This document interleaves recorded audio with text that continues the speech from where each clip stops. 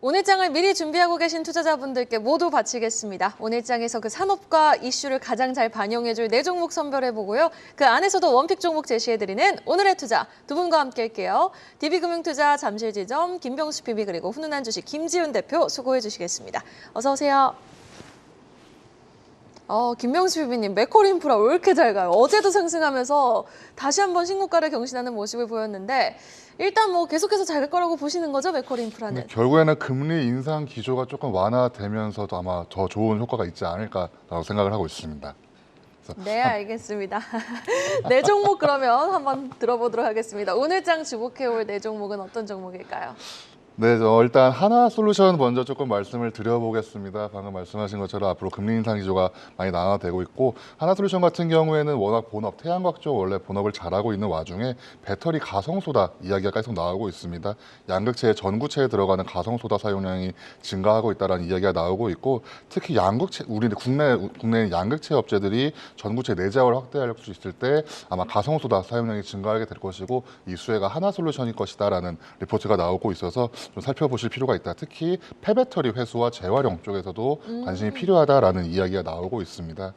두 번째로는 두산 에너빌리티를 조금 말씀드려보고 싶은데 어떻게 보면은 이번 정부 출범하면서 가장 관심을 많이 받던 종목 중에 하나라고 말씀을 드려보고 싶습니다. 원전 쪽에 관련된 종목이기 때문이기도 한데요. 어떻게 보면 상반기에 조금 주가가 많이 오르지 못하는 모습을 맞아요. 보였습니다. 대형 원전과 더불어서 이제 SMR이라고 표현되는 소형 원전까지도 나오고 있어서 기업 가치가 충분히 오르고 있고 특히 부산 바켓에 대한 지분도 있기 때문에 살펴보실 필요가 있으면서 3분기에 넘어가게 되면서 폴란드 쪽 본계약 이야기가 나오고 있습니다. 그리고 내년 상반기에 체코 쪽에서도 우선 협상자 이야기가 나오고 있기 때문에 아마 상반기에 조금 지지부진한 주가가 관심을 받을 필요가 있지 않을까라고 생각을 하고 있습니다. 그리고 세 번째로는 포스코 인터내셔널을 조금 말씀을 드려보고 싶은데 포스코 인터내셔널은 워낙 잘하고 있는 회사지만 이 자회사를 조금 말씀을 드려보고 싶습니다. 포스코 인터내셔널의 자회사 중에 모빌리티 솔루션이라는 자회사가 있습니다. 포스코 모빌리티 솔루션이라는 회사인데 현대차 쪽 전기차랑 관련이 이번에 이야기가 나오게 됐습니다. 구동 모토코아라는 게 나오게 되는데 한 685만 대가량의 납품 예정이 들어와 있게 됐습니다. 차세대 최고급 플래그십 전기차로 들어간다라는 이야기가 나오게 되면서 포스코 인터내셔널 아래쪽에 있는 자회사에서 이 관련된 전기차에 대한 모터 쪽이 이야기가 나올 수 있으면서 관심을 좀 받을 필요가 있지 않을까라고 생각을 하고 있습니다. 그리고 마지막으로는 임플란트 쪽 종목을 좀 말씀을 드려보고 싶은데 덴티움이라는 종목을 조금 관심 있게 보셔야 될 것 같다라는 이야기를 좀 드려보고 싶습니다.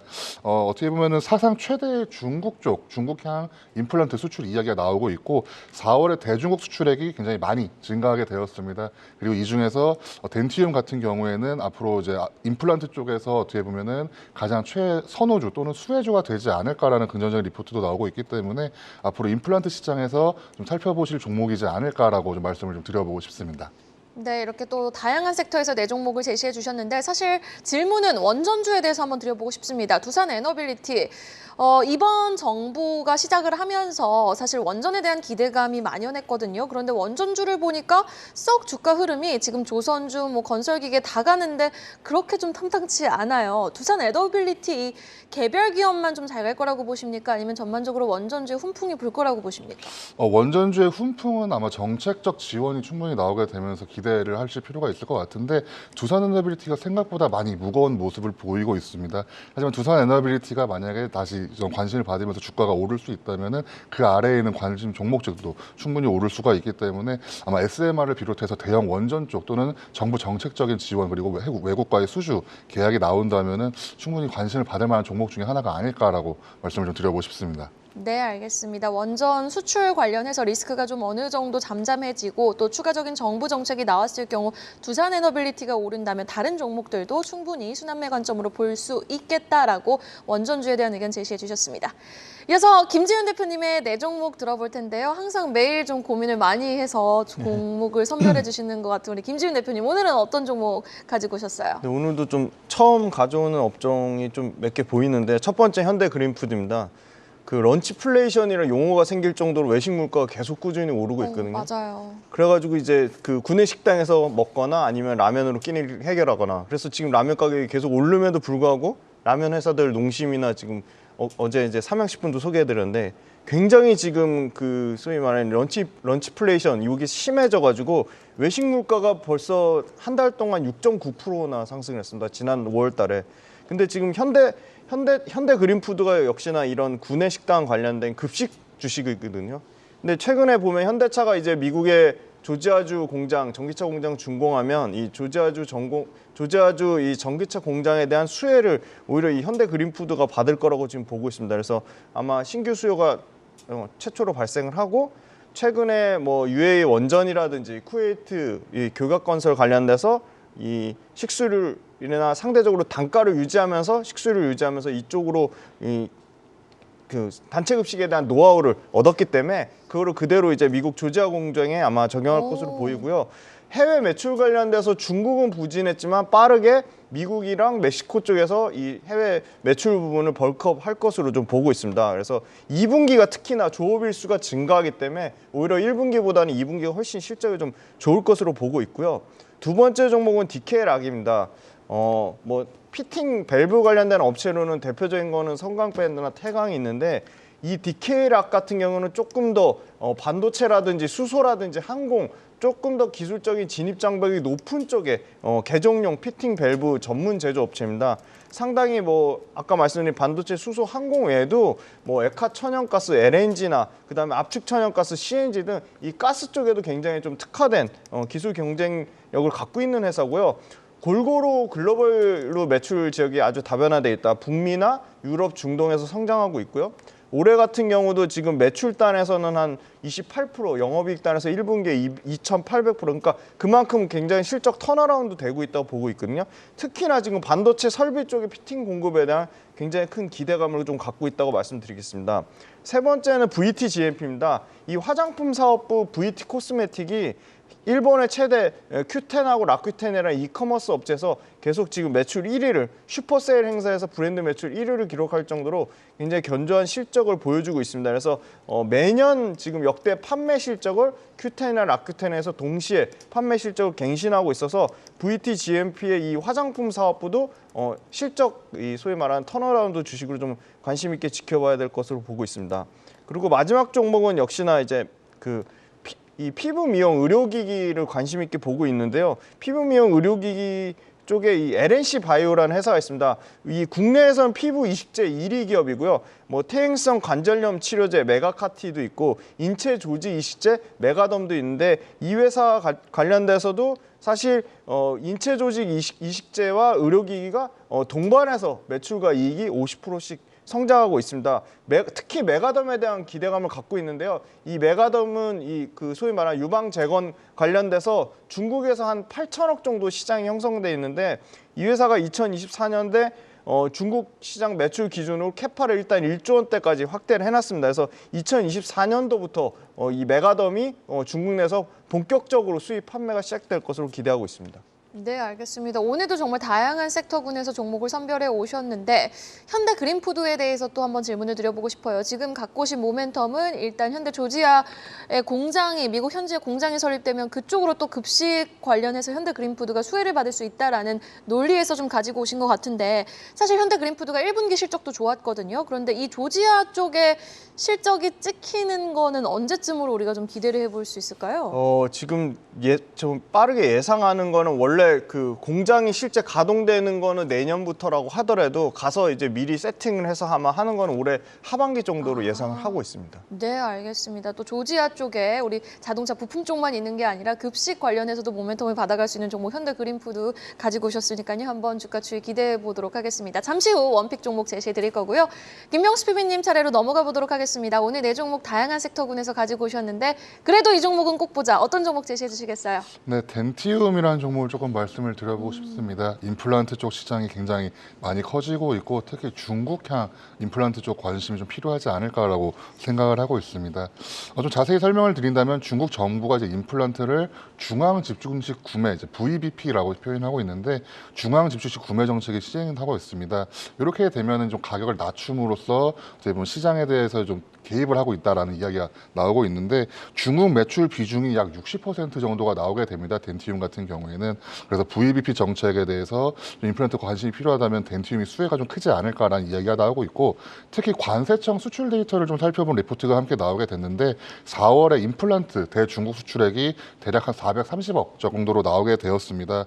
사상 최대다라는 이야기가 나오고 있고, 조금 더 자세히 본다면은 이제 그 덴티움이 소재한 경기도 수원시의 임플란트 수출액이 220억 원이다라는 이야기가 나오게 되면서 어떻게 보면 대중국 수출액 400억 정도의 절반 이상을 덴티움 쪽에서 나오는 게 아니냐라는 분석한 보고서가 나왔기 때문에 VBP 정책 그리고 대중국 임플란트 수출에 대해서 수혜를 조금 받을 수 있다라는 이야기가 나오고 있습니다. 결국엔 VBP 정책이라는 게 시행이 된다면은 임플란트 중국 내에서 임플란트 업체들의 치킨 게임이 시작된다라는 이야기와 같은 의미다라고 이야기가 나오고 있는데, 덴티움 같은 경우에는 평균적인 이제 중국 임플란트 한 1,000위안 정도, 한 18만 원 정도라고 돼 있는데 여기에서 한 20%, 많게는 40%까지도 낮은 가격으로 좀 나오고 있기 때문에 가격 경쟁력이 굉장히 크다라는 분석도 함께 나오게 됐습니다. 지난해 매출액이 대략 한 3,500억 정도였고 영업이익이 1,200억 정도였는데 덴티움의 올해 매출액 같은 경우에는 한 4,200억 이상을 예상하게 되었고 영업이익 또한 1,445억 정도를 예상하는 리포트가 함께 나오게 되면서 가격을 낮게 보내고 있지만 결국에는 더 많이 팔 수가 있어서 중국 매출 목표가 20% 이상 성장한다, 그리고 가격이 20% 정도 다운이 되었기 때문에 판매 물량을 한 30% 정도만 더 팔게 된다면 이걸 이룰 수 있는 목표다라는 이야기가 나오게 됐습니다.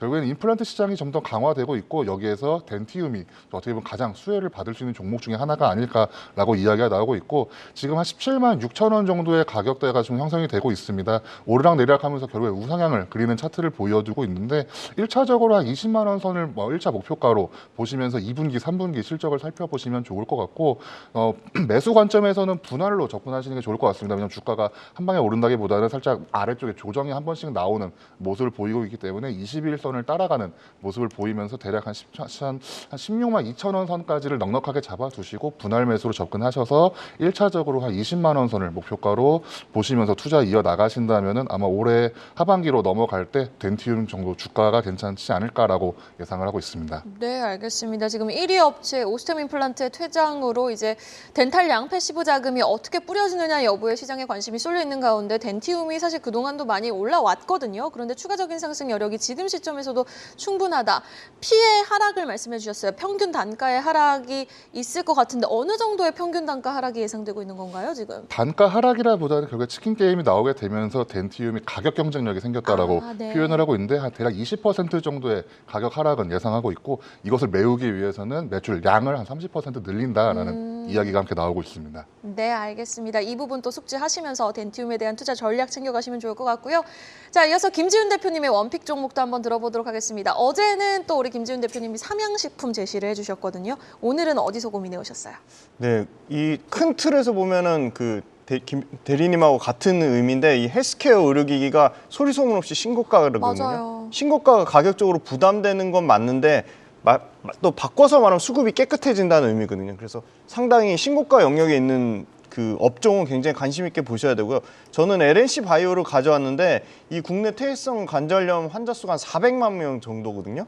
근데 50세 미만의 이 그 소위 말하는 미세 첨공술이 초점이 맞춰져 있어서 50세 이상이 훨씬 더 많습니다. 사실 50세에서 한 80세 사이가 환자가 80%인데 요거에 관련된 치료법에 대한 수요가 굉장히 높은데 사실 첨공술 말고는 사실 대체할 만한 수요가 없는데 지금 이 메가카티가 이 미세 첨공술을 연골 부위를 상당히 개선하는 효과로 기대감을 가지고 있고요. 이미 지금 그 인공관절 수술에 대한 대체 효과도 지금 얘기가 나오고 있습니다. 왜냐하면 이 고령 환자에 적합한 수단이 지금 아주 적절한 치료제가 거의 뭐 전무후무하다고 볼 수 있고요. 치료 방법이 적었던 그레이드 3까지 확대가 됨으로써 굉장히 메가카티에 대한 기대감이 크고 이미 최근에 거의 SCI 논문급에 지금 발표가 돼서 아마 이 부분이 아마 하반기에 좀 모멘텀으로 작용할 거로 보고 있고요. 아까 말씀드린 해외 관련돼서 중국 관련돼서 캐파를 1조 원 정도까지 확대된 게 아마 내년 하반기에는 본격적으로 좀 매출이 나올 거라고 보고 있습니다. 그래서 지금 P와 Q가 모두 지금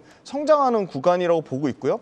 그래서 NC바이오 같은 경우는 올해 같은 경우는 아마 매출과 이익에서 모두 40% 이상 성장할 것으로 예상하고 있습니다. 그래서 최근에 의료 폐기물 관리법 지금 통과를 기대를 하고 있거든요. 그러면 당연히 원가 경쟁력이 엄청나게 싸지기 때문에 코스트에 대한 효과도 누릴 것으로 보고 있습니다.